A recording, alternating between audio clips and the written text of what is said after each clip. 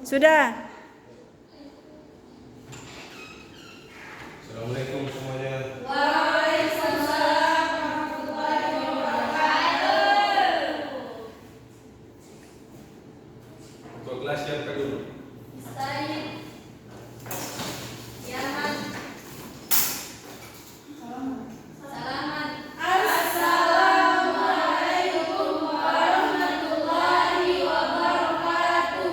Waalaikumsalam warahmatullahi wabarakatuh. Assalamualaikum.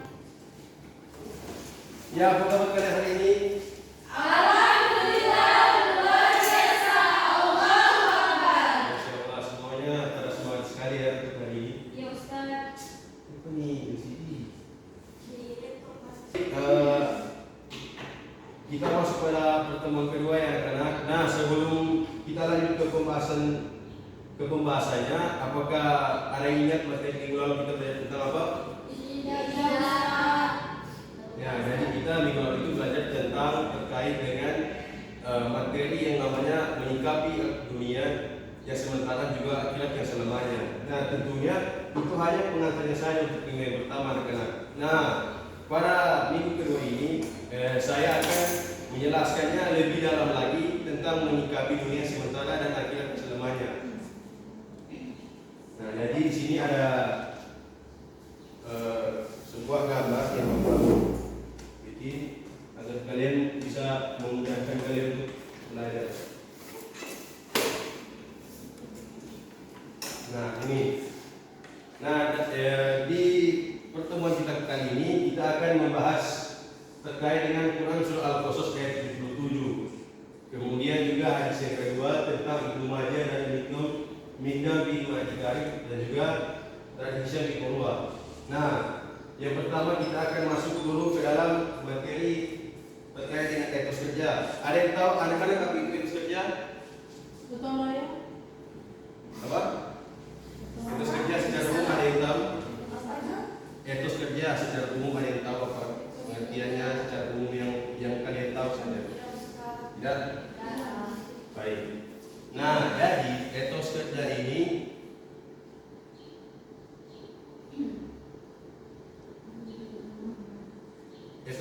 adalah prinsip dari seseorang untuk melakukan sesuatu. Ya, kita masuk dulu ke ini. Nah, etos ini yang berarti sikap.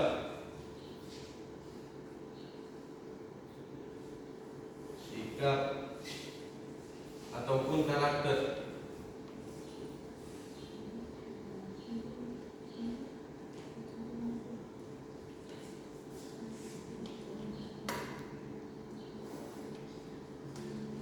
Seorang.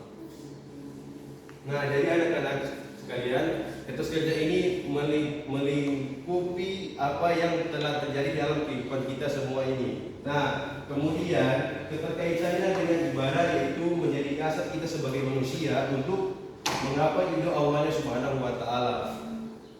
Sudah paham anak-anak tentang etos kerja ini? Paham. Sudah? Paham? Paham. Ya, baik. Nah, kemudian kita masuk ke dalam dunia dan akhirat. Apa sih yang anak-anak tahu terkait dengan dunia itu? Bisa secara umum apa yang terlintas di pikiran anak-anak tentang dunia itu? Dunia itu fana. Bukan, maksudnya dunia itu apa begitu? Dunia senang. Tempat ditinggalnya manusia atau tempat berpijaknya manusia di muka bumi begitu? Tempat hidupnya makhluk hidup. Nah, benar. Tempat sebelum ada akhir kiamat ada. Dunia. Dunia berakhirat.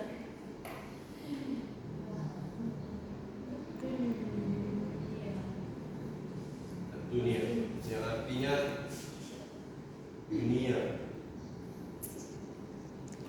Nah, kemudian akhirat ini ada yang tahu apa artinya secara umum anak-anak? Akhirat. Akhirat itu apa? Ada yang tahu? Tahu apa? Suwun. Apa? Akhirat. Apa? Tempatnya manusia setelah dunia. Ya, benar. Ih. Benar. Awas ya.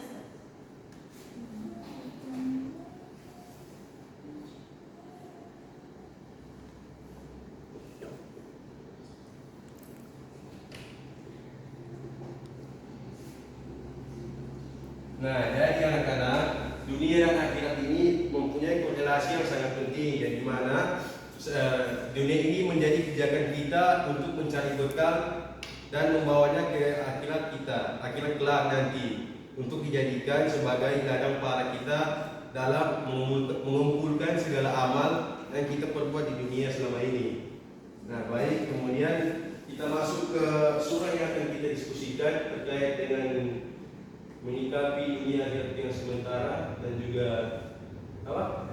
Menyikapi dunia sementara dan akhirat selamanya untuk mewujudkan etos kerja dan ibadah. Nah, ini Al-Qasas ayat 77. Bisa kita baca sama-sama anak-anak? Bisa. Wahid isnani salasa. A'udzu billahi minasy syaithanir rajim. Bismillahirrahmanirrahim. Wa ta'fi ma ataqallahu darul akhirah.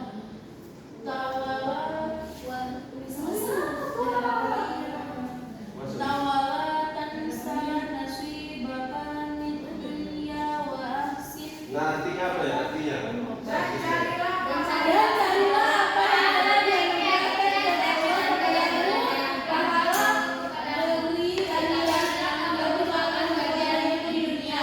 Berbuat baiklah kepada orang lain sebagaimana yang telah berbuat baik kepadamu, dan janganlah kamu berbuat kerusakan di bumi. Sesungguhnya Allah tidak menyukai orang-orang yang berbuat kerusakan.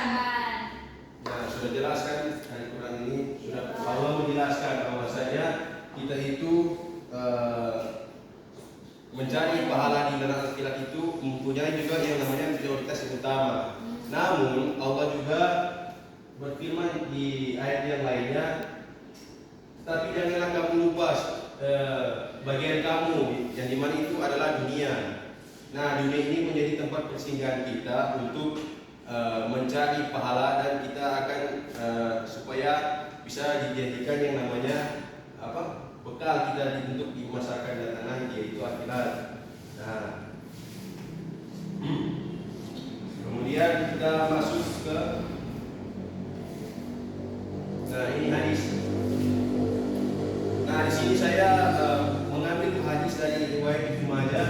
Yang pertama ini kita akan membahas tentang hadis yang pertama, yaitu tidak ada yang lebih baik dari usaha seorang laki-laki kecuali dari hasil tangannya sendiri, dan apa-apa yang diinfakkan seorang laki-laki kepada dirinya, istrinya, anak maupun pembantunya itu adalah sedekah. Paham? Paham, Ustaz. Nah, sekarang saya mau tanya dulu. Dari hadis ini apakah ada yang tahu apa bedanya infak sama sedekah? Kalau ada yang tahu, saya kasih nilai plus.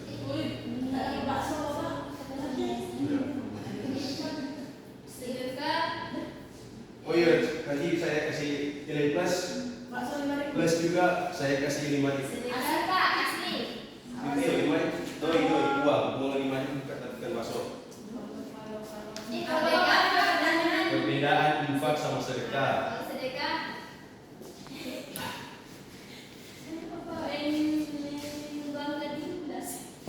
kalau sedekah itu lebih saya bisa membantu orang miskin, maksudnya kalau infak itu seperti tertuju kepada satu orang, tapi kalau sedekah itu bisa untuk fakir miskin, orang yang membutuhkan. Itu juga termasuk dari ilmu. Ya masih kurang sih jawabannya. Kurang tepat. Sayang, Coba jelas. infak adalah sesuatu yang dikeluarkan dari sebagian harta. Sedangkan sedekah itu bisa berupa materi, bisa berupa dengan uang, bisa berupa pakaian dan material lainnya. Bagi dua kita ini ya. Bagi dua, lazim. Nah, jadi yang membedakan dari infak dan sedekah itu dari mananya? Jumlah, dari jumlah. jumlah. Nah, siapa namanya? Nabila. Yeay. Bapak yang dapat 5.000. Nah, jadi anak-anak, infak ini sebenarnya sama, infak sama sedekah memiliki makna yang artinya itu memberikan. Namun penjumlahan masukan dari kedua ini berbeda, yang dimana infak ini merujuk pada segala sesuatu yang diberikan kita kepada orang lain, tapi ini bertujuan pada memprioritaskan infak ini kepada anak dan istri kita, yang tentunya pada keluarga begitu lah. Nah, kemudian infak ini juga jumlahnya itu dinominalkan, maksudnya tidak Ada angka. dibatasi begitu lah, dibatasi. Misalnya untuk kebetulan saya sebagai suami harus memberikan pendapatan kepada istri ini sebagian begini dan sebagainya begitu lah. DP kemudian diberikan DP batasan, ya DP jumlah nominal itu dibatasi. Nah, jadi infak itu memberikan sebagian harta. Tadi sudah benar yang dikatakan oleh saudari Nabila ya. Nabila kau tuh kulit di Google Pak Nih, Nana lihat. Nana lihat.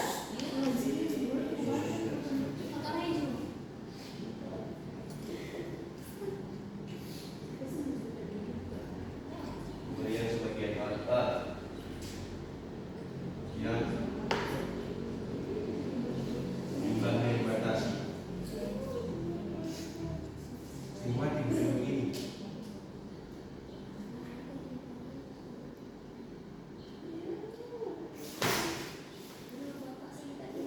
Dapat lihat. Dapat lihat. Jumlahnya dibatasi. Nah, kemudian sedekah.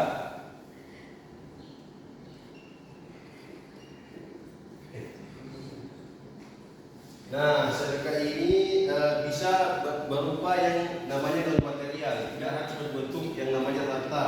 Jadi sedekah ini bisa yang berbentuk senyuman begitu, karena kan banyak orang bilang senyuman itu adalah sedekah bagi saudaramu tuh. Ya.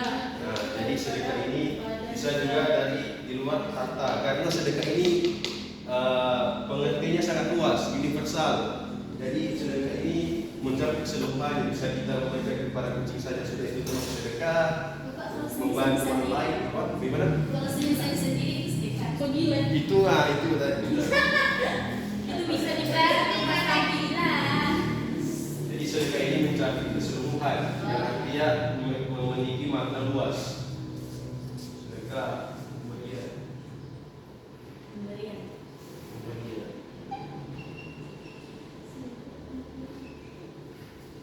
Dan tidak dinominalkan atau tidak ada batasan dalam jumlahnya. Pemberian harta atau non harta ya, atau bedanya kita mah. Maklum ini masih magang. Ya Pak. Bapak udah baca bukan? Bapak itu sebentar di bawah atas. Ini papa yang terlalu tinggi atau kita yang terlalu Pendek. Kita terlalu tinggi. kemudian harta atau non harta yang dibatasi. Tidak ada pembahasan. Yang jumlahnya tidak dibatasi.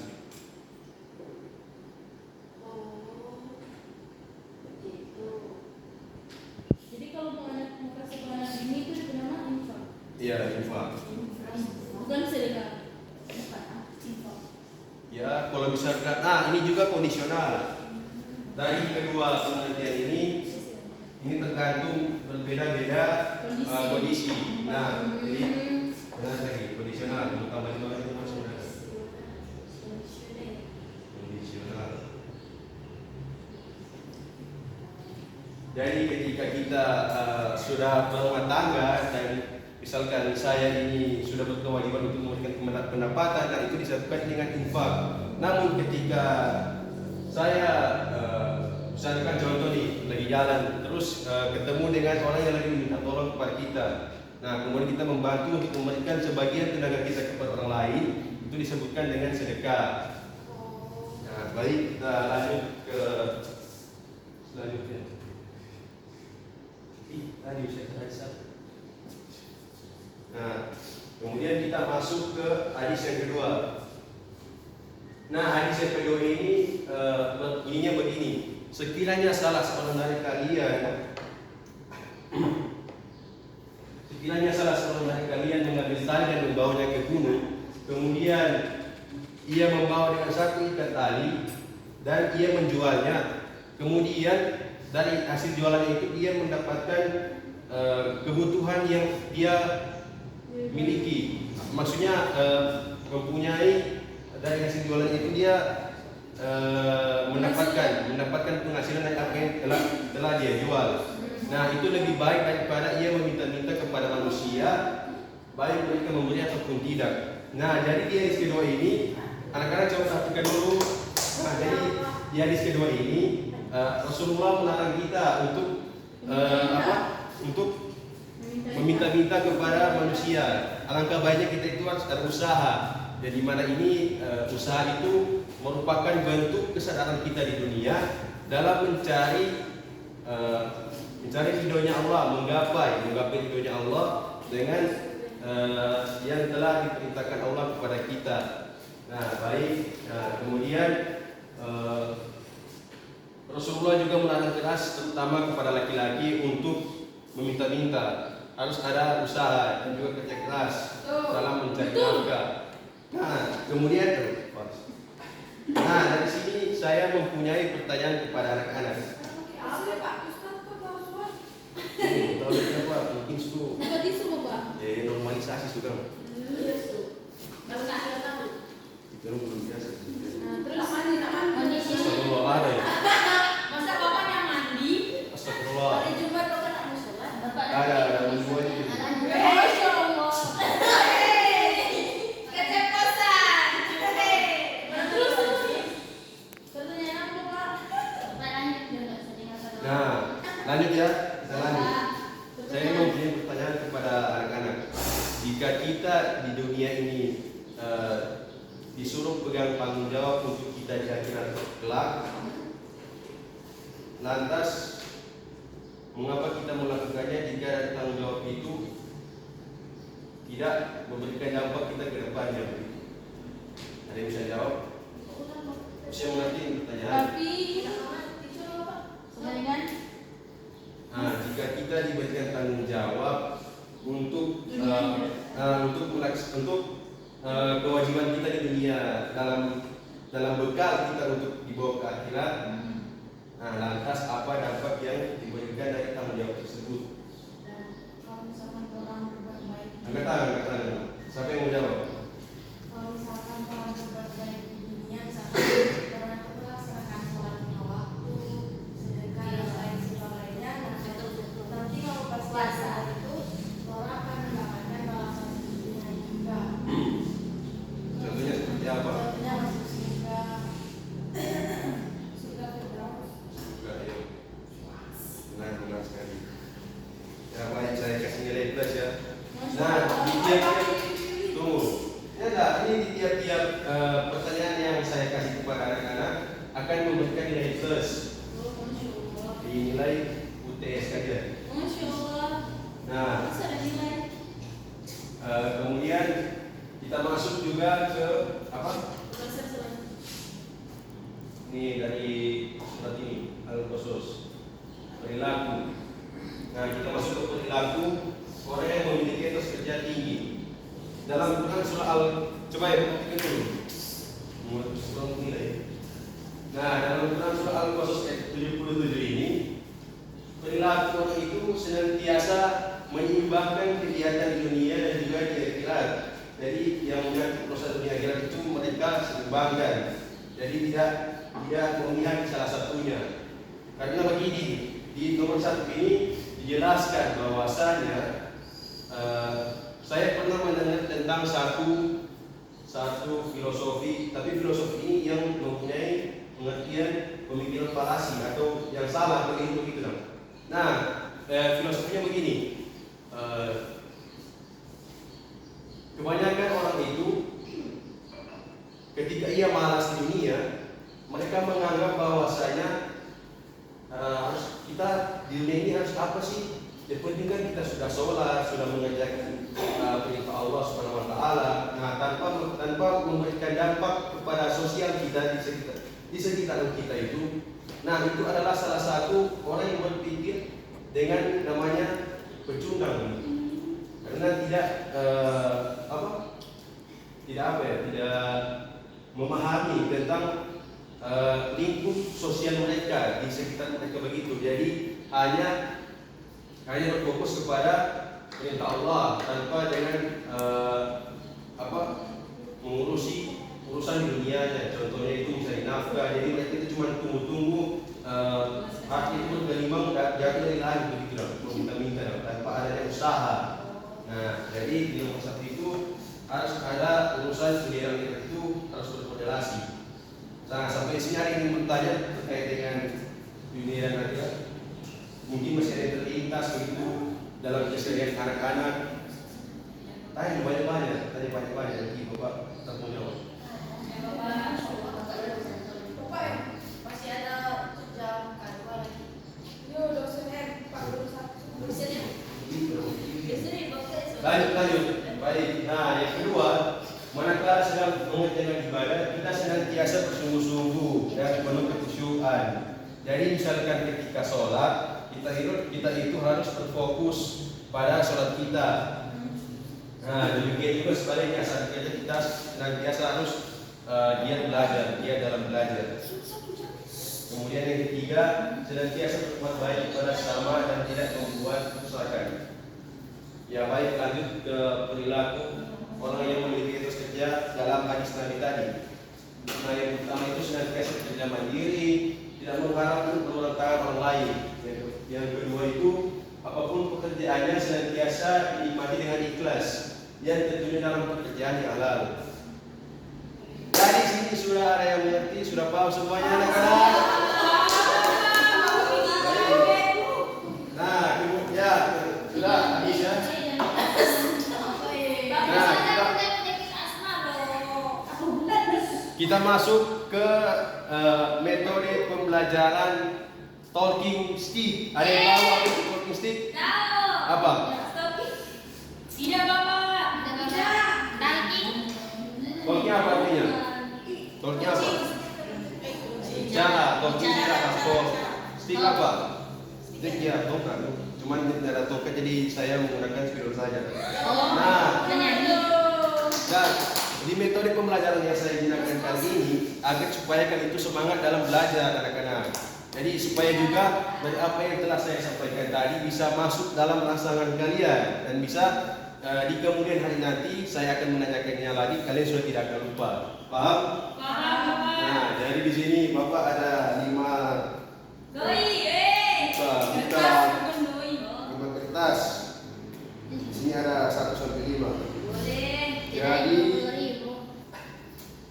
Ambil karcis. Jadi Bapak naruh nanti dompet. rulesnya begini. Kalian pilih salah satu dari ini. Nah, dari orang yang memilih itu dia dipilih karena begini. Jadi saya akan memberikan spidol ini kepada misalkan kepada Dina tuh. Nah, Dina memberikannya ke Indri terus ke Raya dan terus berusaha menyanyi. Dan lagunya itu balonku ada 5. Nah, di balonku ada 5 ini ketika di kata Dona itu di kata dokter dia, kemudian misalnya spidol ini berhenti pada Naila. Nah, kemudian Naila maju ke depan memilih salah satu ini dan menjelaskan pernyataan dari pihak presentasi. Menjelaskan, cuman dari pernyataan dia menjelaskan satu kata saja begitu yang bisa dibaca. Ini semua itu. Nah, mulai. Satu, dua, tiga. Ada 5 rupa-rupa warnanya, hijau, kuning, kelabu, merah muda dan biru, meletus balon hijau. Masih ada ke lagu kok Betul, sebut.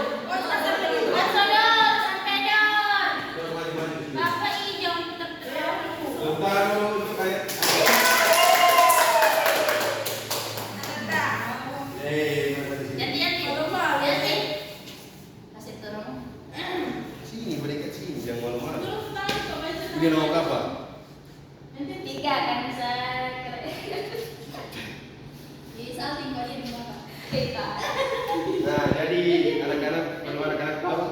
salah satu siswa yang berprestasi loh.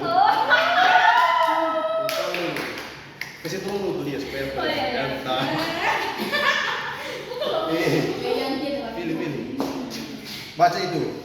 Kasih lihat teman-teman dulu. Kasih dia. Kasih dia juga. Pahala. Apa ini sawaba? Sawaba itu di pasar. Pahala.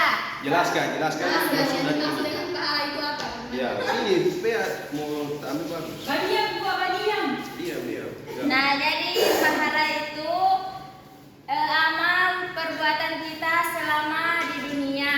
Jadi, Iya benar. Lalu apa lagi yang diketahui apa terkait dengan pahala itu? Yang bisa yang terlintas di pikiran Yanti apa itu pahala? Selain itu tadi. memberikan bersedekah seperti Bapak jelaskan tadi. Oh itu juga untuk mendapatkan- pelaksanaan tadi untuk mendapatkan pahala. Iya, seperti itu. Tepuk tangan dulu.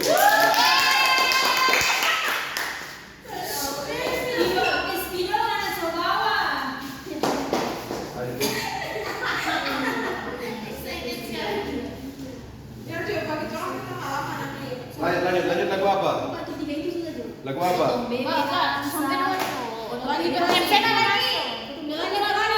Oh iya, Pak.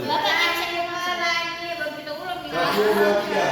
Alangkah indahnya merah kuning hijau di langit yang biru, melukismu agung siapa gerangan, pelangi ciptaan Tuhan. Kita terus dong.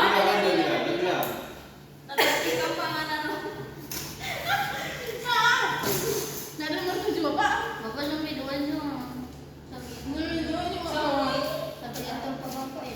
Nah, jadi minum berapa? Nggak ada, cuma sampai 5. Tadi dulu 35 nih, Pak.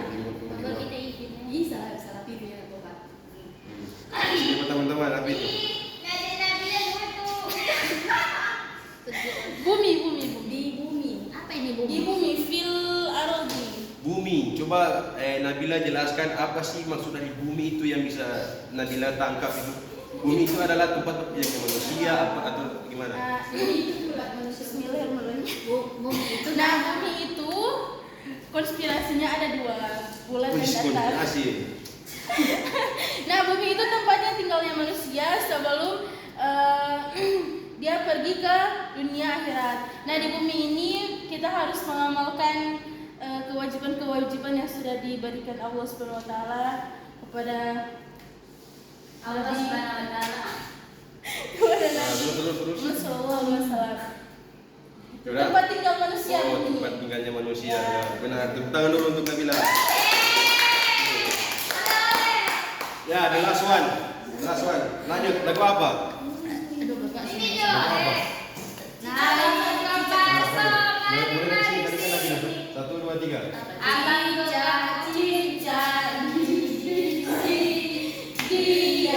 Diam merayap, datang seekor nyamuk, lalu ditangkap.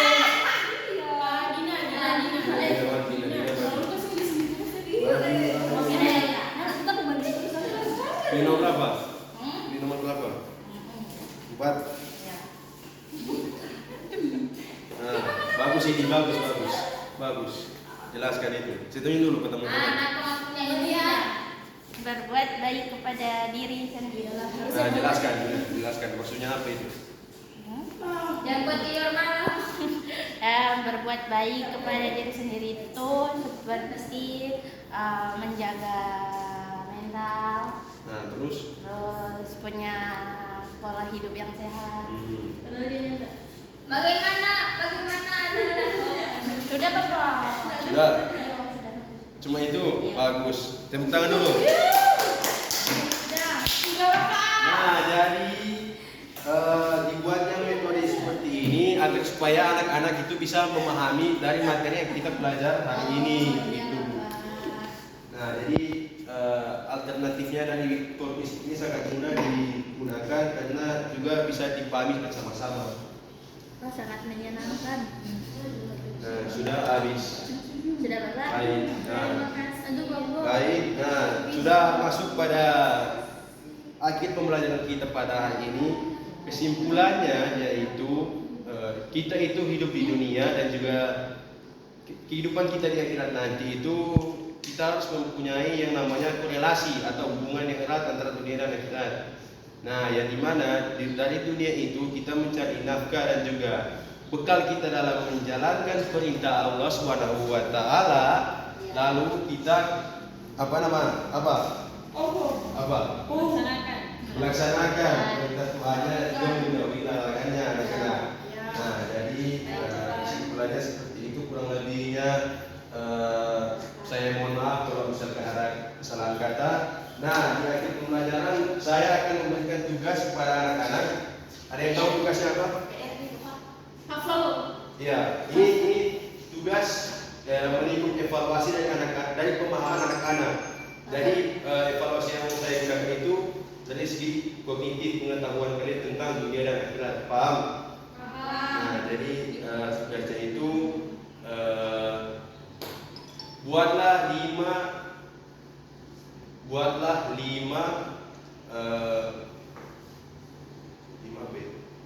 aktivitas keseharian kita di dunia.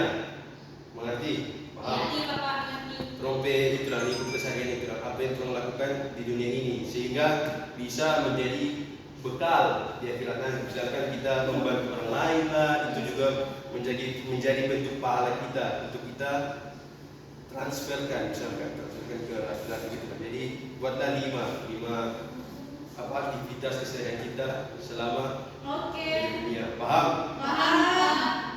Nah, baik, kita akhiri dulu pertemuan kita pada hari ini dengan sama-sama melafazkan kifaratul majelis.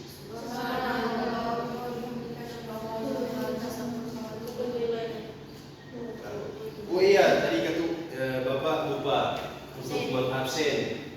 Nah, jadi pada hari ini siapa saja yang tidak hadir? Banyak. Berapa? Kok ini kenapa cuma perempuan semua ini? Laki-lakinya mana? Laki-laki yang satu, Pak. Oh alah, Ini anak yang baik. jadi cuma 8 orang ya. Apa ada yang sakit? Siapa sakit? Izin. Tidak ada Bapak. Tidak ada. Apa semua? Itu nanti diberitahu ya. Terang aja kenapa.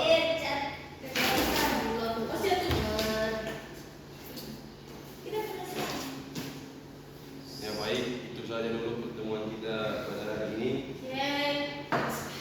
Thank you. Terima kasih untuk semua yang telah berpartisipasi. Semoga apa yang kita pelajari hari ini semoga bisa menjadi wawasan atau menambah pengetahuan kita di suatu saat nanti. Amin Bapak. Semoga Bapak sehat selalu. Amin. Diangkat penyakitnya. Semoga Bapak cepat-cepat jodoh. Tuhan berkati. Baik, saya pergi dulu. Bapak yang ada hadiah. Iyo, nanti temui Bapak di kantor. Di ruangan resep Pak. Iya. Masya. Bapak pergi dulu ya. Assalamualaikum.